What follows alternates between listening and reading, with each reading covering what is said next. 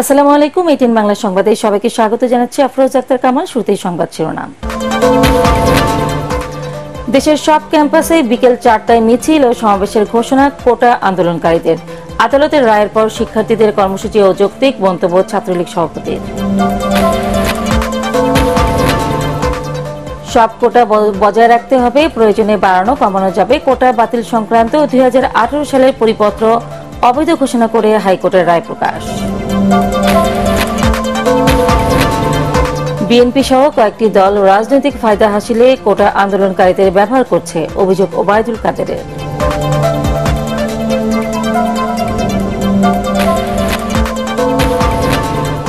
এবং চাকরি হারাতে পারে ড্রাইভার আবেদ আলীর কাছ থেকে প্রশ্ন নেওয়া বিসিএস ক্যাডাররা। তদন্তে প্রমাণিত হলে আইনি ব্যবস্থা নেওয়া হবে, জানালেন জনপ্রশাসন মন্ত্রী।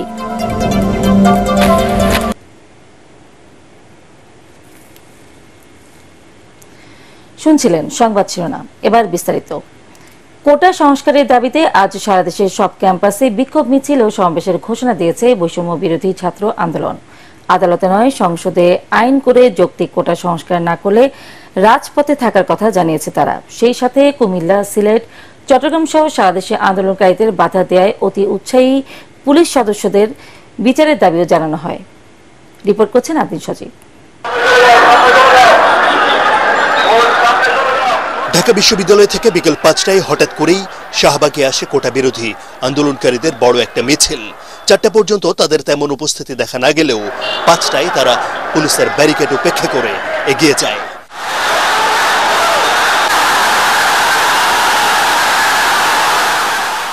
অবস্থান নেয় শাহবাগে, অবরোধ করে সড়ক, বন্ধ হয়ে যায় শাহবাগ মোড়ের চারপাশের সব রাস্তা। জগন্নাথ বিশ্ববিদ্যালয়, ঢাকা কলেজ সহ বিভিন্ন শিক্ষা প্রতিষ্ঠানের ছাত্রছাত্রীরা যোগ দেয় কোটা সংস্কারের এই আন্দোলনে।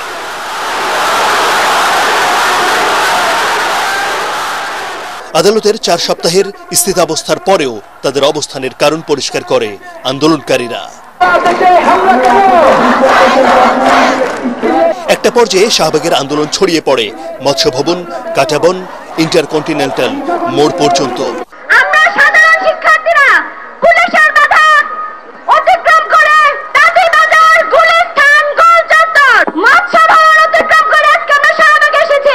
এক সপ্তাহ পরে, 2 সপ্তাহ পরে এগুলো আমরা আসলে বুঝে গেছি। এই জন্য আমরা চূড়ান্ত সমাধান চাই, এখনই চাই। সকল গ্রেডে কোটার যৌক্তিক সংস্কার আমরা চাচ্ছি। আমরা 18 সালের পরিপত্র পুনর্বহাল করতে চাচ্ছি না। কুমিল্লায় শিক্ষার্থীদের বাধা দেয় ঢাকার আন্দোলনকারীরা জানায় ক্ষুব্ধ প্রতিক্রিয়া। সরকারি চাকরিতে সকল গ্রেডে কোটার সংস্কার করতে হবে। কুমিল্লা বিশ্ববিদ্যালয়ে পুলিশ গুলি বর্ষণ করেছে। রাত 8:30টায় দেয়া হয় নতুন কর্মসূচি। সরকারের প্রতি আহ্বান থাকবে, শিক্ষার্থীদের যে কোনো আন্দোলনের ভিতরে বিরোধী দলের ভূত দেখার যে মানসিক রোগ হয়েছে তা যদি তারা দ্রুতই ছাড়িয়ে এই এক দফা দাবি সহ সারা দেশে যে হামলা করা হয়েছে, বাধা দেওয়া হয়েছে এবং যারা বাধা দিয়েছে তাদের বিচারের দাবিতে আগামীকাল বিকাল 4টায় সারা দেশের সকল ক্যাম্পাসে বিক্ষোভ মিছিল ও সমাবেশ অনুষ্ঠিত হবে। এর আগে দুপুর থেকেই শাহবাগে ছিল পুলিশের কড়াকড়ি অবস্থান। তবে কোটা বিরোধী আন্দোলনে দিনভর উত্তেজনা থাকলেও কোথাও সংঘর্ষ হয়নি। আগের পরিপত্র পুনর্বহাল কিংবা একটা নির্দিষ্ট সময়ের জন্য এই সমস্যার সমাধান চায় না আন্দোলনকারীরা। তারা বলছেন যে একটা কমিশন গঠন করে সংসদে আইন পাশ করে এটার স্থায়ী সমাধান করতে হবে, তা না হলে রাজপথেই থাকার ঘোষণা এই আন্দোলনকারী শিক্ষার্থীদের। আদিন সজীব, এটিএন বাংলা, শাহবাগ, ঢাকা। দেশের সর্বোচ্চ আদালতের রায়ের বিরুদ্ধে আজ শিক্ষার্থীদের আন্দোলন অযৌক্তিক বলে মন্তব্য করেছেন ছাত্রলীগ সভাপতি সাদ্দাম হোসেন। তিনি আরো বলেন, একটি কুচক্রী মহল নিজেদের স্বার্থ হাসিল করার জন্য সাধারণ শিক্ষার্থীদের ব্যবহার করছে। গতকাল বিকেলে ঢাকা বিশ্ববিদ্যালয়ের রাজু ভাস্কর্যের সামনে প্রতিবাদ সমাবেশে তিনি এই কথা বলেন। এই সময় কোটা আন্দোলনকে ভিন্ন দিকে নেয়ার পায়তারা করলে তাদের শক্ত হাতে প্রতিহত করা হবে বলেও হুঁশিয়ারি দেন তিনি। আরো জানাচ্ছেন মুশফিকুর রহমান। আপিল বিভাগের আদেশ অমান্য করে আন্দোলন করায় বিকেলে ঢাকা বিশ্ববিদ্যালয়ের রাজু ভাস্কর্যের সামনে প্রতিবাদ সমাবেশ করে বাংলাদেশ ছাত্রলীগ। যেখানে আমরা দাবি করব যে কোটা পদ্ধতি আধুনিক, যুগোপযোগী, টেকসই, ইতিবাচক, সমতাধর্মী, বৈষম্য নিরসনের উপযোগী এবং যুগোপযোগী হবে, সেখানে আমরা পার্সেন্ট ঠিক করছি। এটা কি টেন্ডার? ছাত্রলীগের সভাপতি সাদ্দাম হোসেন বলেন, আপিল বিভাগের আদেশের পরেও যারা এখনো আন্দোলন করছে তারা প্রকৃত শিক্ষার্থী নয়, বরং পেশাদার আন্দোলনকারী। আওয়ামী লীগ সরকার, জনগণের নির্বাচিত সরকার, সুচিন্তিতভাবে আলাপ আলোচনা করে বিচার বিভাগীয় পর্যবেক্ষণের আলোকে যেই সমস্যার সমাধান করবে, সেই সমস্যার সুচিন্তিত সমাধান না করে এই অবরোধ তৈরি করা, মানুষের জীবনকে দুর্বিষহ যন্ত্রণায় পরিণত করা বাংলাদেশের ছাত্র সমাজ কখনোই সমর্থন করে না। তিনি বলেন, আদালতের রায়ের পর এখন বাংলাদেশে কোনো কোটা নেই, তারপরও যারা আন্দোলন করছে তাদের উদ্দেশ্য ভিন্ন। আর শুধুমাত্র সমর্থন খেলা নয়, লন্ডন থেকে ওয়াজ নসিহত শুনেছেন, আন্দোলনের সমর্থন জানাচ্ছে। এই আবাসিক হলগুলোতে, কলেজগুলোতে এক্সাম সেন্টার পরীক্ষা দেওয়ার জন্য এক্সাম সেন্টারে যাওয়া লাগতো না, ছাত্র দলের নেতারা রুমে বসে পরীক্ষা দিয়ে পাশ করত। সেই বাস্তবতা বাংলাদেশের ছাত্র সমাজ ভুলে যায়নি।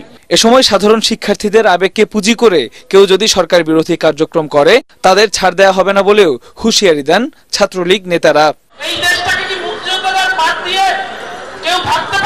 মুশফিকুর রহমান, এটিএন বাংলা, ঢাকা।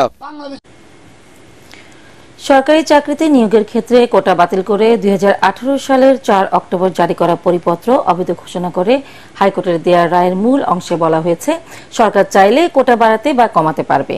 কোটা পূরণ না হলে সাধারণ মেধা তালিকা থেকে নিয়োগ দেওয়া যাবে।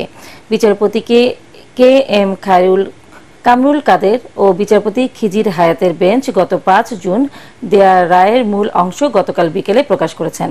কোটা পুনর্বহাল করে হাইকোর্টের দেয়া রায় পাওয়ার 3 মাসের মধ্যে প্রথম ও দ্বিতীয় শ্রেণীর সরকারি চাকরিতে কোটা পুনর্বহাল করার নির্দেশ দেওয়া হয়েছে।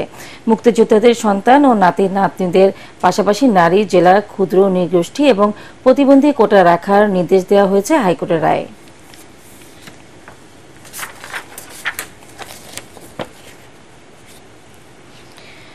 বিএনপি সহ কয়েকটি দল রাজনৈতিক ফায়দা হাসিলে কোটা আন্দোলনকারীদের ব্যবহার করছে বলে অভিযোগ করেছেন আওয়ামী লীগের সাধারণ সম্পাদক ওবায়দুল কাদের।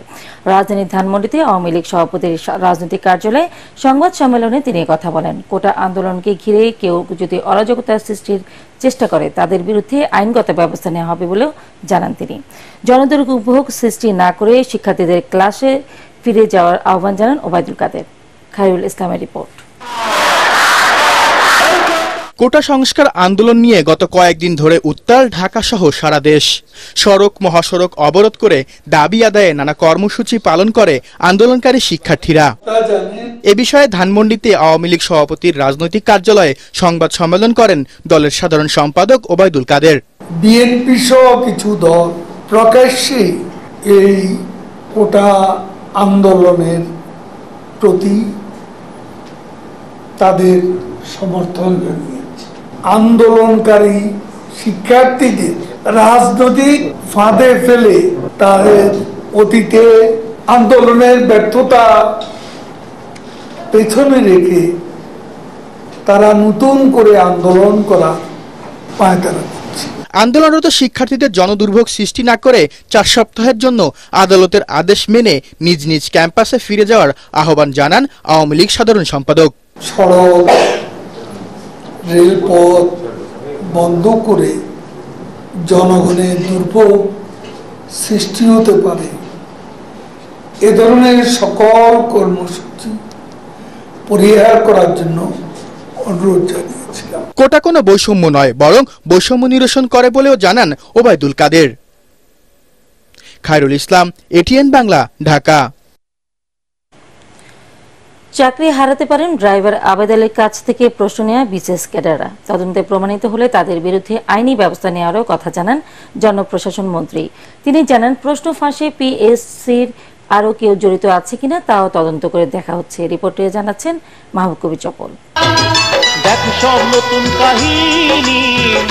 আবেদ আলীর ভেলকি হার মানিয়েছে রূপকথার গল্পকেও। গাড়ি চালক হয়ে অনেকটা পিএসসির চালকের ভূমিকায় ছিলেন তিনি। ধর্মকে কুকর্মের ঢাল হিসেবে ব্যবহার করেছেন। পিএসসির কর্মকর্তাদের নিয়ে গড়ে তুলেছিলেন প্রশ্ন ফাঁসের সিন্ডিকেট।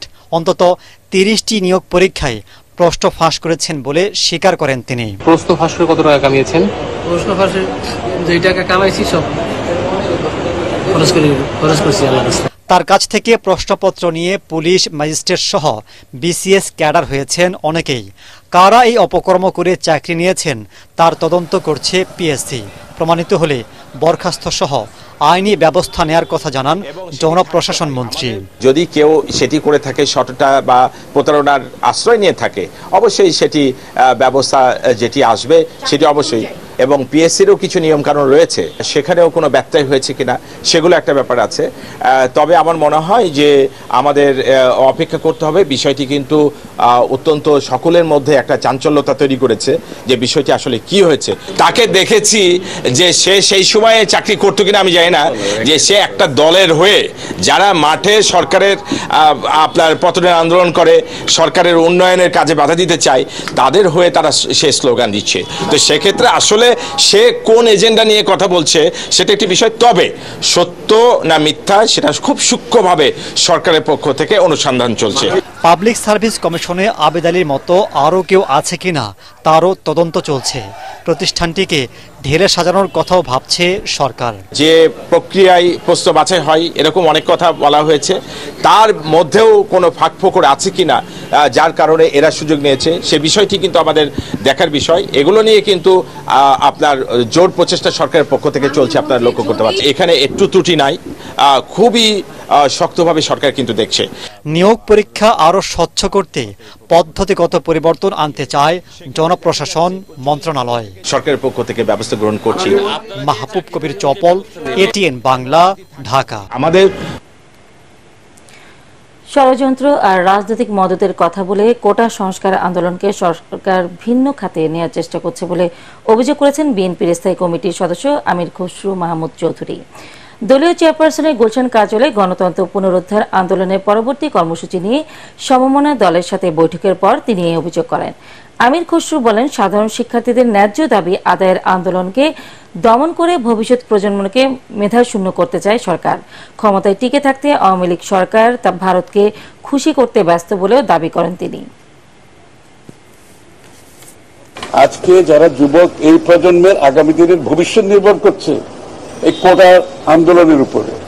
কারণ মেধাবী লোকজন যদি তাদের স্থান না পায় দেশ গঠনে, দেশ পরিচালনায়, দেশের উন্নয়নে, সেই দেশটা সামনের দিকে এগিয়ে যেতে পারে না। কথা হচ্ছে তাদের আন্দোলনে মেরিট আছে কিনা, তাদের আন্দোলন যুক্তিযুক্ত কিনা, এই প্রশ্নগুলো বিবেচনা না করে কে মদত দিচ্ছে এই সমস্ত কথা বলে পার পাওয়ার কোনো সুযোগ নেই। এগুলো অনেক হয়েছে দেশে, দেশের মানুষ তাদের কথা কেউ বিশ্বাস করে না। লালবাগ ও হাজারীবাগকে জলবায়ু সহিষ্ণু সবুজ এলাকা হিসেবে গড়ে তোলার কাজ দ্রুত শুরু করার নির্দেশ দিয়েছেন গৃহায়ন ও গণপূর্ত মন্ত্রী আ.ম ওবায়দুল মুক্তাদির। সিটি ক্লাইমেট ফাইন্যান্স গ্যাপ ফান্ডে লালবাগ ও হাজারীবাগকে নতুন করে গড়ে তুলতে রাজুক ভবনে আয়োজিত সেমিনারে তিনি কথা বলেন। ওই দুই এলাকাকে জনবান্ধব হিসেবে গড়ে তোলার কাজ শুরু না করায় ক্ষোভ প্রকাশ করেন মন্ত্রী। উন্নয়নের নামে ঐতিহ্যবাহী লালবাগের নিজস্বতা যেন নষ্ট না হয় সেদিকেও লক্ষ্য রাখার তাগিদ দেন গণপূর্ত মন্ত্রী। সেমিনারে রাজুক চেয়ারম্যান অবসরপ্রাপ্ত মেজর জেনারেল সিদ্দিকুর রহমান, ডিআইজেড এর কান্ট্রি ডিরেক্টর মার্টিনা বাগার্ট অন্যান্যদের মধ্যে উপস্থিত ছিলেন।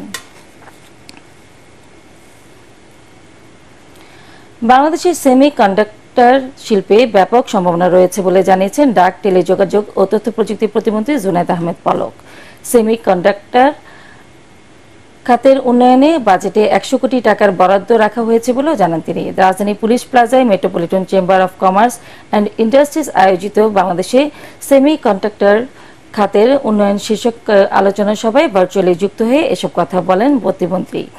এ সময় এই খাতের উন্নয়নে সরকারের নীতি সহায়তা ও বিশেষ বরাদ্দের দাবি জানান উদ্যোক্তারা। We'd like to also prepare a policy, a national policy on semiconductor, and we'd like to place it before the cabinet so that Honorable Prime Minister could provide more support according to your needs and requirements. Under ICT division, we have taken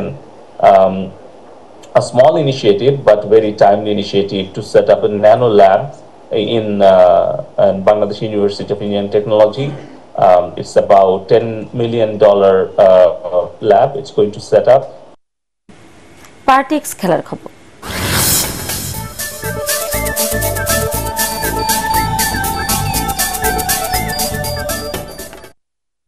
Asia cup cricket টুর্নামেন্টকে ঘরের মাঠে বিশ্বকাপের প্রস্তুতির মঞ্চ হিসেবে মনে করছেন বাংলাদেশের নারী ক্রিকেটাররা। 19 জুলাই শ্রীলঙ্কার মাটিতে শুরু হবে টি-20 ফরম্যাটের এশিয়া কাপ আসর। শিরোপা জয়ের লক্ষ্যে বিকেএসপিতে অনুশীলন করছেন টাইগার্সরা। আরও জানাচ্ছেন পরাগারমান। টি-20 ফরম্যাটের খেলায় মেতে উঠেছে ক্রিকেট বিশ্ব। ছেলেদের বিশ্বকাপ শেষ হতে না হতেই মাঠে গড়াচ্ছে টি-20 ফরম্যাটের নারী এশিয়া কাপ। শ্রীলঙ্কার ডাম্বুলায় শুরু হবে 8 দলের এই টুর্নামেন্ট। বি গ্রুপে বাংলাদেশের সঙ্গে আছে থাইল্যান্ড, মালয়েশিয়া ও স্বাগতিক শ্রীলঙ্কা। এরপর অক্টোবরে বাংলাদেশে হবে টি-20 ফরম্যাটের নারী বিশ্বকাপ। এশিয়া কাপকে বিশ্বকাপের প্রস্তুতির মঞ্চ বলে মনে করেন বাংলাদেশ দলের বোলার মারুফা আক্তার। 7টা টিমের সাথে খেলবো, তো ওগুলো আমাদের অনেক কাজে দিবে, যাতে আমরা নিজের মাটিতে এসে আরো ভালো কিছু করতে পারি। এদিকে নাহিদা আক্তার সুপ্তা জানান, এশিয়া কাপে ভালো পারফর্ম করে নিজেদের আত্মবিশ্বাস বাড়িয়ে ঘরের মাঠে বিশ্বকাপ খেলার সুযোগ পাচ্ছে বাংলাদেশ। সুযোগটা তারা কাজে লাগাতে চান। আমরা যদি সেমিফাইনাল যেতে পারি, সেমিফাইনাল যেতে তো ফাইনাল খেলতে পারবো, সো ওইখান থেকে একটা কনফিডেন্স থাকবে। ওই কনফিডেন্সটা আমাদের ওয়ার্ল্ড কাপে খুব কাজে লাগবে। বাংলাদেশ দলের wicket keeper batter Rubya Haider Jhilik তো এশিয়া কাপ শিরোপা জেতার প্রত্যাশাই করছেন। সেই সঙ্গে জানান, এশিয়া কাপের ফল বিশ্বকাপে ভালো করতে বাংলাদেশকে অনুপ্রাণিত করবে। এশিয়া কাপে আমরা যদি একটা ভালো কিছু করতে পারি, আমার মনে হয় আমরা ওয়ার্ল্ড কাপের জন্য একটা ভালো প্রিপারেশন পেয়ে যাব। এর আগে এশিয়া কাপে 7 দল খেললেও এবার খেলবে 8টি দল। তাই ফরম্যাটে কিছু পরিবর্তন এসেছে। এবার প্রতি গ্রুপের শীর্ষ 2টি দল সেমিফাইনাল খেলবে। 28 জুলাই হবে এশিয়া কাপের ফাইনাল ম্যাচ। পরাগারমান, এটিএন বাংলা, ঢাকা। শেষ করার আগে সংবাদ শিরোনাম আরো একবার। দেশের সব ক্যাম্পাসে বিকেল 4টায় মিছিল ও সমাবেশের ঘোষণা কোটা আন্দোলনকারীদের। আদালতের রায়ের পর শিক্ষার্থীদের কর্মসূচি অযৌক্তিক, মন্তব্য ছাত্রলীগ সভাপতির। সব কোটা বজায় রাখতে হবে, প্রয়োজনে বাড়ানো কমানো যাবে। কোটা বাতিল সংক্রান্ত 2018 সালের পরিপত্র অবৈধ ঘোষণা করে হাইকোর্টের রায় প্রকাশ।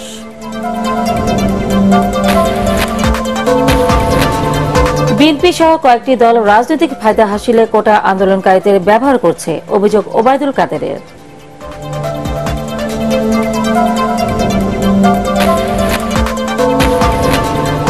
এবং চাকরি হারাতে পারেন ড্রাইভার আবেদ আলীর কাছ থেকে প্রশ্ন নেয় বিসিএস ক্যাডাররা। তদন্তে প্রমাণিত হলে আইনি ব্যবস্থা নেওয়া হবে, জানালেন জনপ্রশাসন মন্ত্রী। পরবর্তী সংবাদ দেখার আমন্ত্রণ জানিয়ে এখনকার মতো শেষ করছি এটিএন বাংলা সংবাদ। ইউটিউবে দেখতে ব্রাউজ করুন YouTube/এটিএন বাংলা নিউজ। ধন্যবাদ।